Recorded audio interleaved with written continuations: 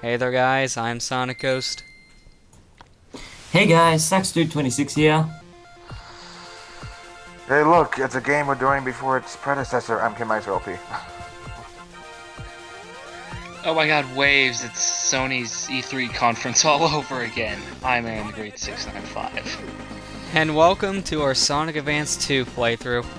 Honestly, it's probably one of the games we had sitting around for the longest, but yet CD still wins for being the longest game to get to record it to. But that's besides the point. Except for maybe Advance 1. Well, I'm if we getting haven't to that. really done Advanced 1 yet, or even talked about Advanced 1 yet, CD still wins. So not that I'm really interested in this game at all, but anything worth noting with this game? Well, one thing's for sure, this is the first game that introduces the tricks and everything to the series. I'd probably say this is actually the strongest of the three advanced games. I mean, getting the Chaos Emeralds is probably the most frustrating to do in this game. Oh, most definitely. But in terms of the most action-paced of the advanced games, I probably enjoy Advance 2 the most. I mean, Advance 1 is good because it stays true to the classics, but Advance 2 is just immense fun. I agree. I mean, Advance 2 has the best speed factor out of the three, but for me, it just has the most replay value for stage-wise. I just think, in my opinion, the stage design of Advance 2 is probably the best in the Advance series. It's really innovative in certain stages, and we'll see when we get there. Even though the bosses are really gimmicky, it's probably some of the best in the series, especially the final boss. Unlike a certain somebody who complained about too many pets. Sorry. I think I know who you're talking about there. Just... Sonic nearly walked out of his shield. Yeah, that's the one thing they didn't really render that well in this game, the shields.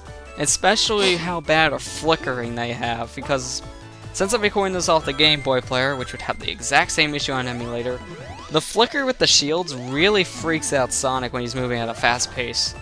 So you see either Sonic like moonwalking when he's going really fast, or you just see that shield either pulsating fast or just a solid object. It's really, really inconsistent. Or, you know, wrapped around his after image. Yeah.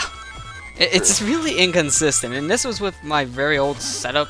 This was still being recorded with Dazzle and such, so this is probably getting cleaned up in the editing process before it's going on the main channel, but the RAWs, I just can tell by looking back at it, my colors were a little too vibrant. Hopefully I can fix it up before posting on the League's main channel.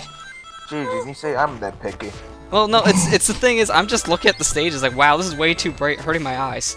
Kind of in scenarios in certain areas.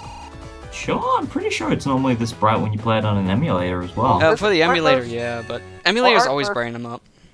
Aren't most GBA games in general pretty bright, though? You can't help that. Yeah, that's why the Game Boy player kind of treats it like the original Game Boy Advance. They keep the colors toned down.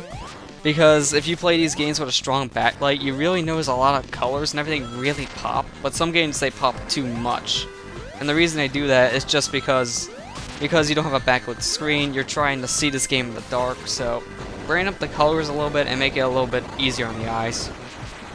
So yeah, there went the first boss. Yeah. By Egghammer. Yeah, I didn't go over this. I'm playing as Sonic in this game mainly just because I'm the most familiar with him, and it makes bosses really easy for that factor alone. Although boss fights with Cream is the easiest thing in the world. Press B to win. But yeah. Sonic's just got a better moveset for moving fast and getting through the stages quicker, so, you know, getting the playthrough done as quickly as possible, he's a better choice. Yeah, like in this playthrough, for example, we're not going for any of the Chaos Emeralds simply just because they take a very long time to get, and they are really difficult to pull off too. I've only done it once, and I think I'm only go ahead and explain what once. the process of getting them involved, though. Yeah, basically, if you want to get a Chaos Emerald, you need to collect these 7 emblems that are scattered throughout each stage. And once you collect all 7 of them, you need to beat the stage with them. So you have to go in this set route for each stage if you want to get them all. Then you have to beat the special stage, which is really difficult, mind you. It's probably one of the hardest in the series. No. I mean, it takes the formula from the Sonic CD special stages and ramps it up ridiculously. Exactly. Because it is the same kind of principle, except instead of killing UFOs, you're collecting as many rings as possible. If you want to actually get the special stages, what I recommend doing is just practice up the first special stage as much as you can the first level. Because it's the easiest level to get all these emblems in, and it will get you familiar with the controls in that stage and everything. Yeah, the special rings are just frustrating to get in some of the later levels. I don't think I got any more than the 5th Chaos Emerald.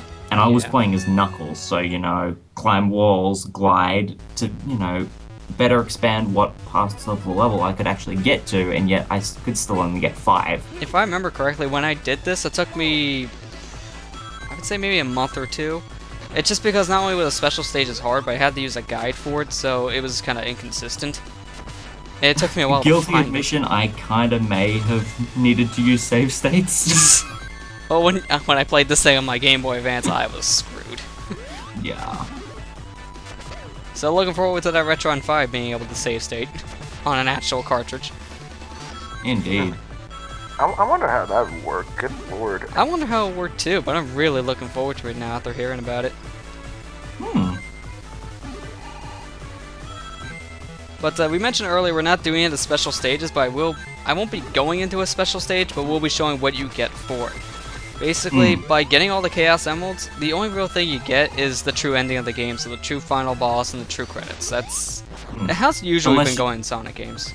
Unless you get all of the Chaos Emeralds with all of the characters, in which case you unlock different modes. Yeah, like if you get all the Chaos Emeralds with all the characters, then you unlock Amy, and then after that, I can't remember what you get after Amy. I think you just put up an old save file to do this or something. Yeah, no, that's the thing. Sonic Advance 2 has only one save file, so if I wanted to do this, I would need to erase my cartridge. It's one of those games. Yeah. I mean, with the boss cutscenes, you actually rescue the different playable characters, because you can only start with Sonic. Yeah, that's so one all thing the characters that the character select, normally not so there. Basically, you're basically continuing already, but you're just going from square one.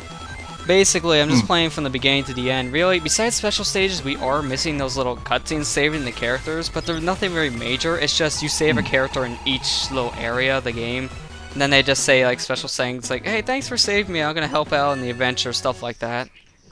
Or, you know, making Knuckles cry because you go, "Did Eggman trick you again?" And it looks like he's laughing. Yeah, that was one of the more Knuckles, you goof. that was one of the more funny scenes, that's for sure. I mean, I wish I could show off. This was before I found out how to rip the save files off my cartridge, because if I knew about it back then I would have actually done that, and then put the save back on for the final stage. But sadly, I learned it a little too late. And that's how most boss fights go with Sonic. Because of his dash move, it's so easy to catch up.